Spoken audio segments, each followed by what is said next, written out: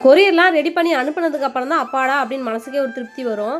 ஆனா, இந்த வேலையெல்லாம் இருக்குதுல்ல, அதெல்லாம் அப்படி அப்படியே கொஞ்சம் கொஞ்சம் பெண்டிங் இருக்கும். அதெல்லாம் செய்ய ஆரம்பிக்கணும். 150 கொரியர் வந்துட்டு ரெடி பண்ணிட்டேன். அதில 100 கொரியர் கொண்டுட்டு போயிட்டாரு. 50 வந்து பெண்டிங் இருந்துச்சு. வந்து எடுத்துட்டு போறான்னாரு. சரி அதுவரையும் நம்ம வந்துட்டு வீடெல்லாம் கிளீன் பண்ணலான்னு சொல்லிட்டு கிளீன் பண்ண ஆரம்பிச்சுட்டேன். இன்னைக்கு ஜெய்குட்டிக்கு ஸ்கூல் லீவு. ஜெய்குட்டி வந்து பார்த்தீங்கன்னா, காலையில இருந்து எனக்கு ஒரு 200 ஹேர் பேக் வந்து பேக் பண்ணி குடுத்தாங்க.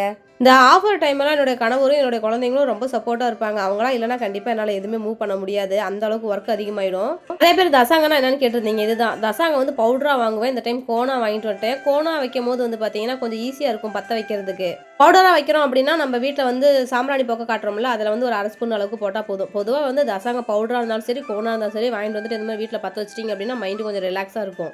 காலையிலேருந்து போட்டது போட்ட வாக்குல இருந்துச்சு. குழந்தைங்களுக்கு ஸ்கூல் லீவுங்கிறதுனால ஊர்பட்ட பாத்திரத்த எழுப்பி வச்சுட்டாங்க. அதெல்லாம் எடுத்து போட்டு விளக்கிட்டு, சாப்பாடு அடுப்புல வச்சுட்டு, அதுக்கப்புறம் வந்து பார்த்தீங்கன்னா, குழந்தைங்களுக்கு ஸ்நாக்ஸ் கேட்டு இருந்தாங்க. சரின்ட்டு கடலக்கா இருந்துச்சு வேக வச்சு குடுத்துருந்தேன். அடுத்த நாள் சண்டே தானே, இன்னைக்கு நைட் வந்து துணி துவைச்சு போட்டலாம். நாளைக்கு வந்து ஹேர் ஆயில் ரெடி பண்ணலாம்னு நெனச்சிட்டு இருந்தேன். ஆனா நைட் வந்து மழை வந்துருச்சு. வேற வழியே இல்லாம இன்னைக்கு காலைல தூங்கி எந்திரிச்சோனே வந்து பார்த்தீங்கன்னா, துணி துவைக்க ஆரம்பிச்சுட்டேன்.